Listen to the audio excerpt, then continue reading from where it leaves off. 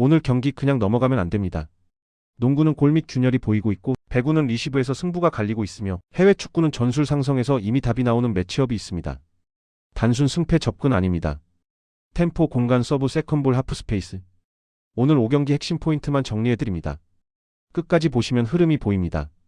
1경기 우리은행 vs BNK 썸. 첫 번째 경기는 분위기 반전이 절실한 두 팀의 맞대결입니다. 우리은행 상황. 우리은행은 현재 3연패입니다. 직전 경기에서 KB스타즈에게 68대 70단 2점 차로 패했고 그전 경기에서도 삼성생명에게 56대 58로 무너졌습니다. 문제는 단순한 패배가 아닙니다. 리바운드 싸움에서 23대 46 거의 2배 차이로 밀렸습니다. 이게 가장 치명적인 부분입니다. 김단비가 26득점으로 버텼고 이민지의 연속 3점으로 4쿼터 막판까지 따라붙었지만 결국 마지막 골 및 공격이 블록에 막히면서 역전에 실패했습니다. 특히 이명관의 발 뒤꿈치 부상 이탈 이후 골 및 수비와 리바운드 약점이 확연히 드러나고 있습니다. 홈에서는 4연패. 전체적인 흐름도 좋지 않습니다. 지금 우리은행은 김단비 의존도가 지나치게 높아진 상황입니다. BNK 썸 상황. BNK도 최근 2연패입니다. 하지만 경기 내용은 조금 다릅니다. 박혜진이 3점 슛 5개 포함 21득점, 김소니아 이소희 안혜지까지 득점 분포가 비교적 고르게 나왔습니다. 문제는 출발입니다. 전반에 크게 밀리고 후반에 따라가는 패턴이 반복되고 있습니다. 하지만 원정 성적은 나쁘지 않습니다. 최근 원정 2연승 포함 시즌 원정 6승 7패. 활동량이 좋은 가드진, 빠른 공격 전개는 분명 강점입니다. 맞대결 포인트. 올 시즌 맞대결은 3승 2패로 우리은행 우세. 하지만 최근 경기력 흐름만 놓고 보면 BNK가 더 안정적입니다. 핵심은 리바운드입니다. 우리은행이 또 다시 골 밑에서 밀린다면 BNK가 템포를 올리면서 경기를 주도할 가능성이 큽니다.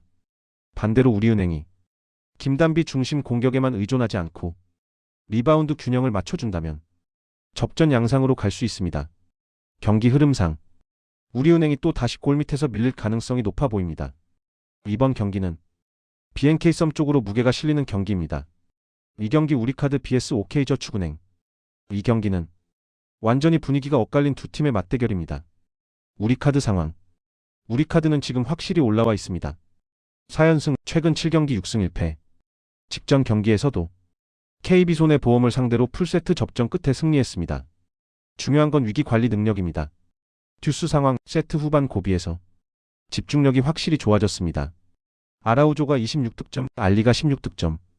외국인 선수 쪽 득점 분담이 안정적으로 이뤄지고 있고 이상현, 박진우의 블로킹도 살아있습니다. 수비에서는 한태준의 집중력이 눈에 띕니다. 전체적으로 공격과 수비 밸런스가 가장 잘 맞는 시점입니다. OK저축은행 상황. 반면 OK저축은행은 2연패. 그리고 더 심각한 건 원정 4연패입니다. 최근 우리카드와 맞대결에서도 0-3완패. 대한항공전에서도 흐름을 한 번도 잡지 못했습니다. 문제는 리시브입니다. 리시브가 흔들리면서 세트 중반 이후 연속 실점이 반복됩니다. 디미트로프, 전광인이 분전하고 있지만 공격 성공률이 떨어지고 범실이 늘어나면서 스스로 무너지는 장면이 자주 나오고 있습니다. 맞대결 포인트. 최근 맞대결은 우리카드가 3-0 완승. 블로킹, 서브, 흐름 관리. 모든 부분에서 우위였습니다. 현재 흐름도 마찬가지입니다. 우리카드는 경기 후반 운영 완성도가 높아졌고 OK저축은행은 리시브 불안과 원정 약세가 계속되고 있습니다. 특별한 변수 없이 흘러간다면 우리카드가 주도권을 잡을 가능성이 높습니다. 경기 흐름상 우리카드 우세가 예상됩니다. 3경기 IBK기업은행 vs 페퍼저축은행. 이번 경기는 전력 공백이 큰 팀과 최근 상승세를 타는 팀의 맞대결입니다. IBK기업은행 상황. IBK는 현재 2연패입니다. 하지만 단순한 연패가 아닙니다. 전력 이탈이 너무 큽니다. 외국인 선수 킹켈라 시즌 아웃. 주전 리베로 임명옥도 이탈. 이 두 자리 공백은 생각보다 훨씬 치명적입니다. 최정민을 아포짓으로 돌리면서 변화를 시도했고 20득점으로 분전했습니다. 백어택까지 성공시키며 공격 자체는 나쁘지 않았습니다.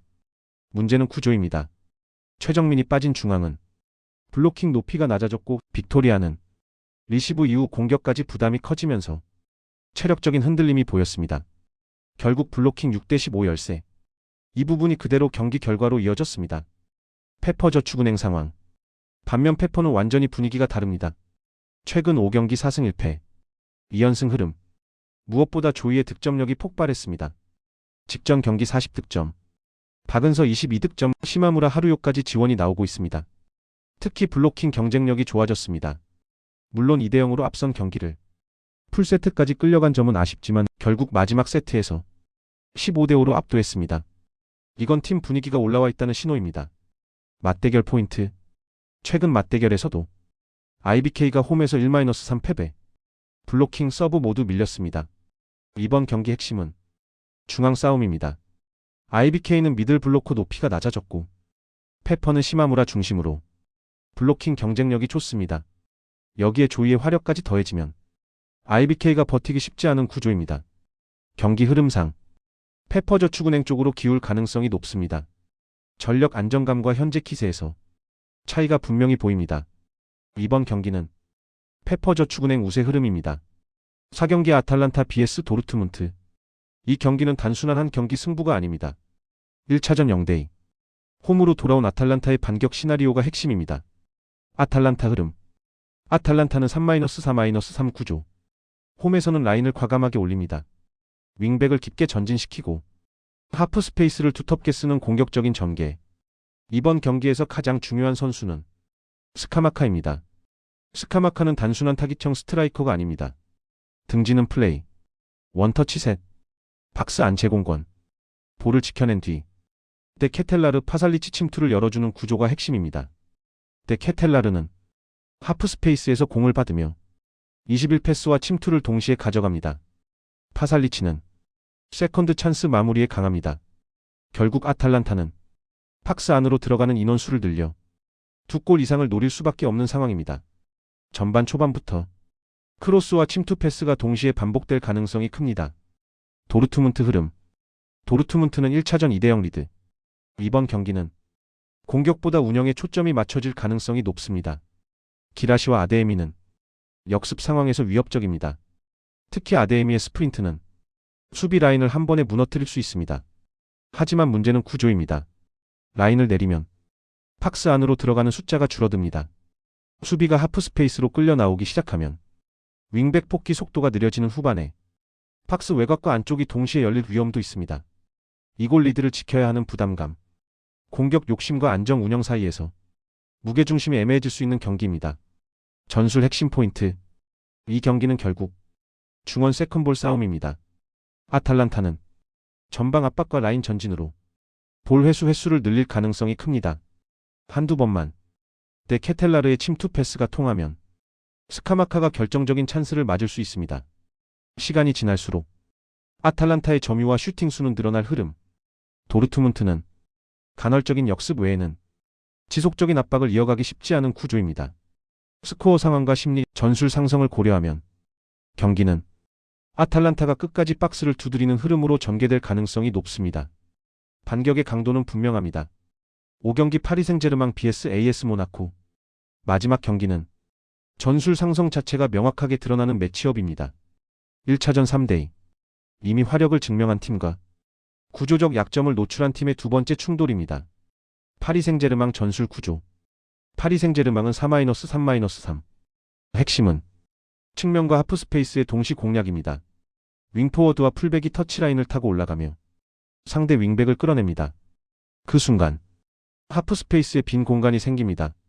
덴벨레는 1대1 돌파 이후 낮은 크로스와 컷백을 동시에 선택할 수 있는 유형. 바르콜라는 안쪽으로 파고들며 원투 패스 후 중거리까지 연결 가능한 인사이드 윙. 그리고 중원의 파비안 루이스. 좌우 전환 패스로 수비 블록을 흔들며 공격 방향을 빠르게 바꿉니다. 이 삼각 구조가 맞물리면 한쪽에서 수비를 묶어두고 반대 하프 스페이스에서 프리맨이 등장합니다. 1차전 3골. 이미 해답을 찾은 상태입니다. 이번 경기에서는 무리하게 라인을 올리기보다 전환 상황에서 속도를 살리는 운영이 예상됩니다. AS 모나코의 변수.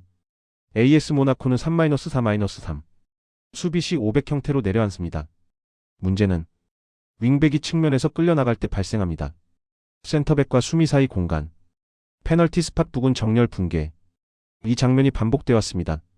더 큰 변수는 골로빈의 퇴장 공백. 차카리아가 대신 나설 가능성이 높지만 전진 패스와 창의성은 분명 차이가 있습니다. 발로구는 라인 브레이킹에 강하지만 팀이 내려앉으면 볼 터치 자체가 줄어듭니다. 미나미노 역시 수비 부담이 커질수록 전방과의 간격이 벌어집니다. 결국 모나코는 딜레마입니다. 라인을 내리면 공격이 죽고 라인을 올리면 뒷공간이 열립니다. 경기 흐름 예상. 전반 초반은 모나코가 버티는 흐름. 하지만 시간이 흐를수록 측면에서 수비가 흔들릴 가능성이 큽니다. 파리 생제르맹은 중앙을 억지로 파지 않습니다. 바깥에서 끌어낸 뒤 컷백으로 마무리하는 패턴. 이 구조는 3-4-3 수비 상대로 매우 효율적입니다. 모나코가 전반을 실점 없이 마치면 후반 초반 역습 한방 변수는 있습니다. 하지만 전력차와 전개 완성도를 고려하면 후반 승부처에서 흔들릴 쪽은 모나코일 가능성이 높습니다. 결국 오늘 경기는 흐름이 좋은 팀과 구조가 안정된 팀 쪽으로 무게가 실립니다. 변수는 항상 존재하지만 전술 상성과 최근 경기력은 거짓말을 하지 않습니다. 영상 도움 되셨다면 구독과 좋아요로 응원 부탁드리고 다음 경기 분석도 빠르게 정리해드리겠습니다.